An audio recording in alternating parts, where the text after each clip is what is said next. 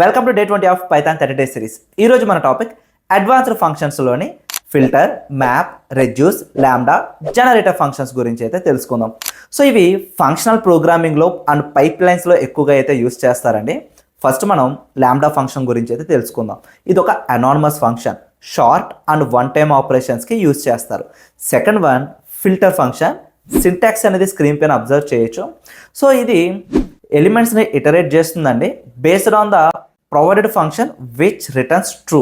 మనం ఏదైతే function provide చేస్తున్నామో అది ట్రూ రిటర్న్ చేయాలి, ఆ ఎలిమెంట్స్ని మాత్రమే ఇటరేట్ చేస్తుంది. అండ్ థర్డ్ ఫంక్షన్ వచ్చేసరికి మ్యాప్ ఫంక్షన్. ఇందులో 2 ఇటరబుల్స్ అనేవి ఇన్పుట్స్ కింద ఇవ్వచ్చండి. And fourth one reduce functions. Rolling competitions perform చేసుకోవడానికి, సింగిల్ అక్యుములేటెడ్ రిజల్ట్ని ప్రొవైడ్ చేయడానికి ఈ రెడ్యూస్ ఫంక్షన్ అనేది యూస్ చేస్తారు. ఇంకా last one generator function. So ఇక్కడ ఒక ఫంక్షన్ బాడీలో రిటర్న్కి బదులుగా ఈల్డ్ స్టేట్మెంట్ ఉంటే కనుక ఈ ఫంక్షన్ అనేది ఆటోమేటిక్గా జనరేటర్ ఫంక్షన్ అవుతుంది.